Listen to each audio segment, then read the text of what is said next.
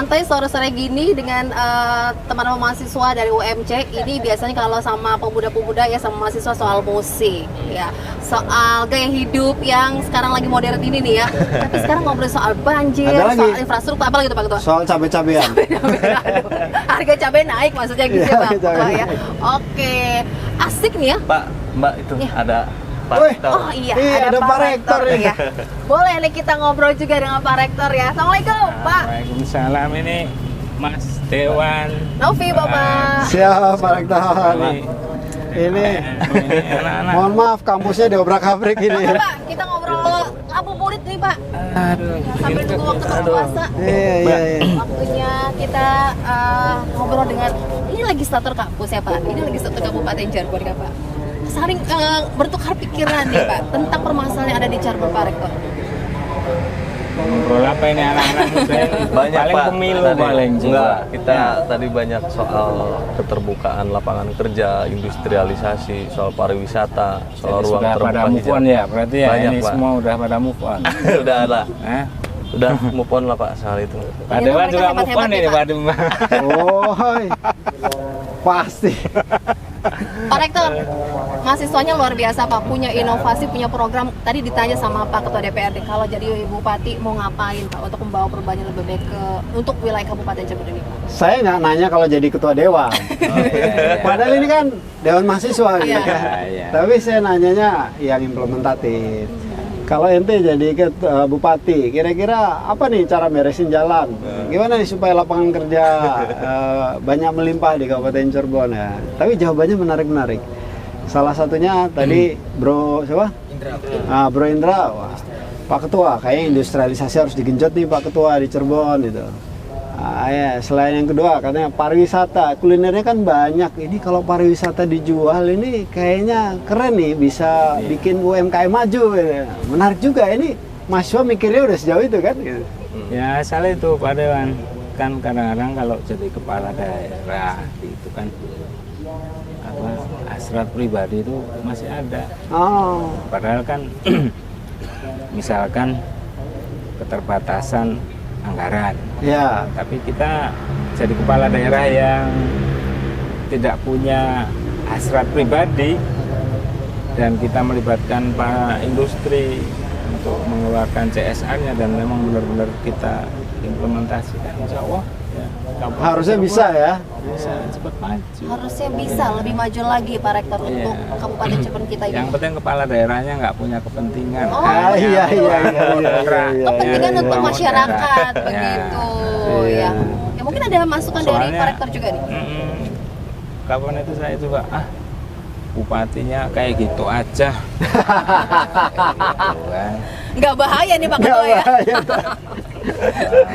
Hasrat pribadinya masih ada. Nah, itu kan Iya, iya, membuat iya, pengusaha-pengusaha yang tadinya mau ikut membangun Kabupaten Cirebon atau Berinvestasi kabupaten gitu ya? lain itu ya nggak jadi karena Oh begitu. ada kepentingan seperti itu. Iya.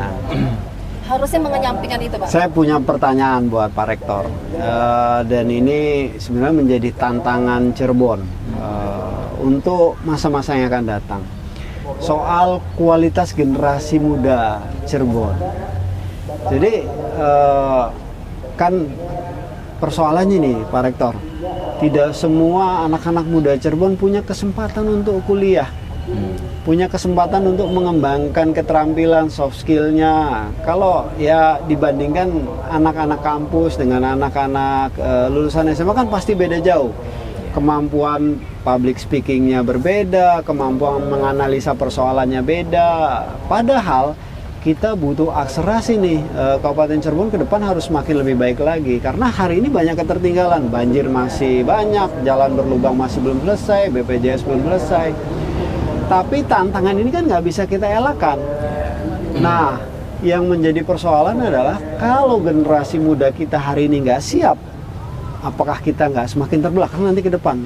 Kenapa? Karena kan pemimpin-pemimpin berikutnya dari generasi muda yang hari ini eksis gitu. Oke. Gimana nih Pak Rektor Sudah sebagai siapkah nih ya generasi muda kita nih Pak Rektor? Yang jelas kita harus ikut dengan generasi zilenial, zilenial? Sinyal. generasi yang kepeduliannya luar biasa. Nah, Berarti UMC harus peduli juga sama harus dong. generasi penerus Karena- bangsa ini.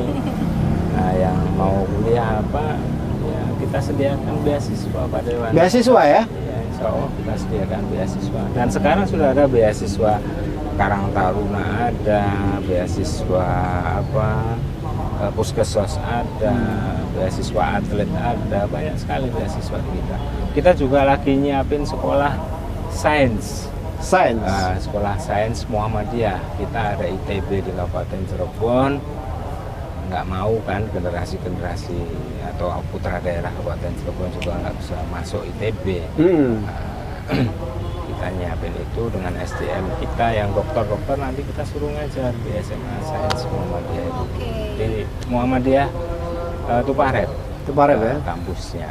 Jadi ini upaya juga dari pihak kampus agar pendidikan mereka tetap jalan, mempersiapkan juga generasi muda ini ya Pak, Pak Rektor ya. Dan mereka kalau nggak keterima di PTN itu, kita tampung di UMC free, nggak usah bayar. Wow, luar biasa. Itu ya, pertanyaan pertama. Pertanyaan keduanya, kan ada idiom ini, kalau anak-anak kuliah itu rata-rata baru paham teori, prakteknya jam terbangnya masih sedikit gitu. Kalau ibarat belajar jadi pilot tuh, teorinya udah selesai tapi jam terbangnya belum banyak. Nah ini ya. Ditahan dulu Pak Rektor, kita tahan dulu ya Pak ya. Ada iklannya mau lewat nih Pak ya. Kita lihat dulu, kita dengarkan nanti apa yang akan disampaikan Pak Rektor usai jeda berikut ini. Tetap bersama kami. ya.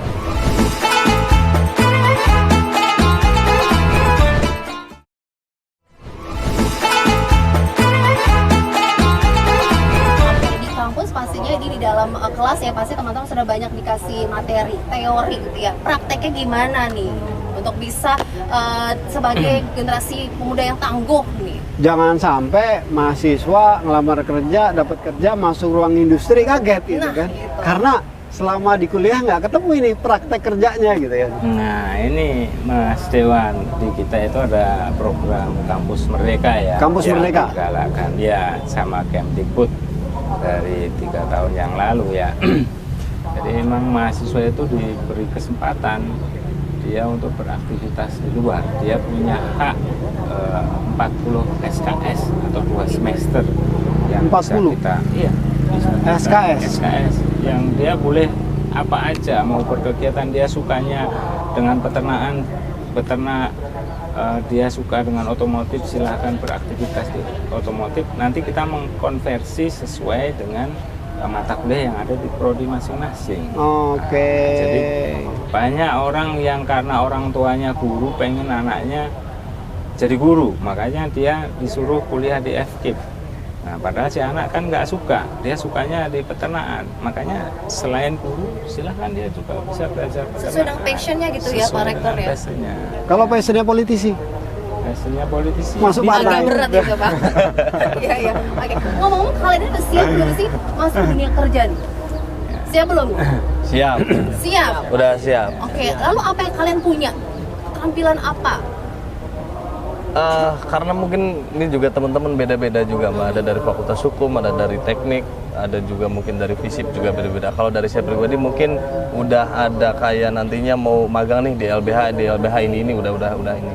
karena jurusan hukum. Karena jurusannya Ya, hukum. kita siapkan banyak tempat-tempat magang. Ketua ya. Jadi tadi kalau jam terbangnya ini, kalau di kita belajar sepeda, kalau nggak mencoba sepedanya kan nggak tahu rasanya jatuh itu Iya. bagaimana, Dewan. Nah, Berarti harus dikasih kesempatan jatuh. dikasih kesempatan jatuh Iya, juga, iya. biar tahu rasanya jatuh. Nah, makanya ditaruh di industri untuk bisa makan, diberi kesempatan untuk berwirausaha juga. Iya. Tapi ngomong-ngomong ada juga yang ingin menjadi politikus seperti Ini nih, Mbak. Bapak Ketua DPRD. Iya. Gila Iya, keren pokoknya banget nih. aktivis-aktivis ini maunya politikus ini. Oh gitu ya. Iya, Kenapa tertarik tuh? Kalau dibilang tertarik, memang tertarik dari apa? Mungkin bisa dibilang panutan. Melihat panutan kita itu banyak gitu kan. Tapi dari berbagai macam apa ya, bisa dibilang karakter gitu dari panutan. Tapi pada prinsipnya ya kita ambil yang lebih baik gitu kan. Dari cara dia memberikan apa yang menjadi PR dia gitu kan. Apa yang menjadi tugas dia yang sesuai dengan ajaran Islam ya itu yang saya ambil. Begitu. Punya idola? Ada lah. Ada lah. Ada, Boleh dong banyak. di-spill? Jangan. Oh nggak boleh, rahasia. Rahasia, Kenapa? masih Nggak enak sama Pak Dewan ya? Iya, nggak enak. Masih menjabat soalnya. Oh oke, baiklah. Oke. Ya, Dengan ya. calon-calon pemimpin kita saat ini, dengan program-program yang kalian optimiskah khususnya di daerah di Cirebon ini akan lebih berkembang lagi, lebih mendongkrak lagi dari Iya. segi apapun? Kamu optimis? Yakin optimis. Iya, ya karena melihat kalau pribadi saya, Mbak, melihat Indonesia ini masih apa ya, bisa dikatakan kita nih punya kesempatan emas untuk generasi penerus bangsa gitu ya. Kita mahasiswa gitu kan, itu kan menjadi tombaknya negara gitu kan, tombaknya negara yang dalam artian kita memiliki fungsi yang sesuai dengan kebutuhan Indonesia gitu. Jadi kemanapun kita gerak pasti kita dipercaya di situ. Dengan janji-janjinya, janji-janji manis, itu gimana ini? Kalau dari saya dari segi industri paling ya. Karena di Cirebon itu ada wacana rebana metropolitan, Iya. suatu kawasan industri, pabrik-pabrik yang katanya dari Karawang itu pada pindah ke daerah Cirebon itu untuk memajukan industri. Komentarnya gimana, Pak Ketua? Saya mau menambahkan aja gini, Sun Tzu pernah bilang bahwa kita tidak akan pernah menang dalam pertempuran apapun kalau kita nggak bisa baca peta, kalau kita nggak kenal lawan, nggak bisa mengukur diri. Nah, sekarang apakah Kabupaten Cirebon bisa mengukur dirinya sendiri gitu? Apakah Indonesia udah mengenali dirinya sendiri? Udah mengenali siapa musuhnya dan sudah memahami peta globalnya gitu kan. Ini persoalan yang sebenarnya kita harus mulai bisa analisa gitu. Kalau saya lihat kabupaten-kabupaten maju yang ada di Jawa Barat, di Jawa Tengah, di Jawa Timur, itu rata-rata mereka mengenali semua potensi yang ada di dalamnya gitu, mengenali semua potensi daerahnya. Kalau pemerintah daerah sebagai pengambil kebijakan nggak paham potensi-potensi yang ada di dalamnya, dia tidak akan pernah bisa mengenali persoalannya gitu kan. Sehingga dia tidak akan pernah bisa mendorong, mengakselerasi pertumbuhan pembangunan di wilayahnya gitu kan. Ini yang menurut saya jadi persoalan paling mendasar gitu kan. Coba kita lihat Banyuwangi, pemerintahannya tuh paham betul bahwa Banyuwangi ini ada di sebelah Bali, potensi pariwisatanya luar biasa, pantainya itu sekelas Bali gitu kan. Tapi dulu kita mengenal Banyuwangi itu sebagai tempat sekolah santet gitu kan, di Alas Purwo gitu kan, disulap jadi tempat destinasi pariwisata yang mendunia dan berhasil mereka gitu mensejahterakan masyarakat Banyuwangi dengan pariwisata. Dia paham potensinya gitu. Nah sekarang permasalahannya, kita paham nggak persoalan Cirebon apa, potensi Cirebon apa? Satu hal misal contoh ya, Indonesia itu memiliki 50% cadangan energi geotermal dunia. Indonesia memiliki 50% cadangan energi geotermal dunia yang sudah dikapitalisasi baru 1%. Kita nggak perlu pusing mikir PLTU, mikir soal solar cell. Kita punya potensi yang besar, tapi kan belum dioptimalkan. Nah, tadi saya juga agak apresiasi nih, teman-teman bilang soal Cirebon tuh kota tua loh. Faktanya iya kota tua, kulinernya macam-macam. Iya. Ada jamblang, ada empal gentong, ada docang kan, macam-macam gitu. Banyak sekali kulinernya. Tapi problemnya kita belum bisa mengkapitalisasi secara masif potensi kuliner ini menjadi magnetasi pariwisata yang hebat gitu kan. Jadi yang salah siapa Pak Ketua? Bukan salah. Bukan salah. Kita lambat mengenali. Lambat mengenali. Kan kira-kira begitu. Pendekatannya gitu ya. Tidak ada chemistry, belum ada nih chemistry-nya. Nah, makanya. Kita tahan dulu, lanjutin lagi ya usaha jeda berikut. Tetap bersama kami.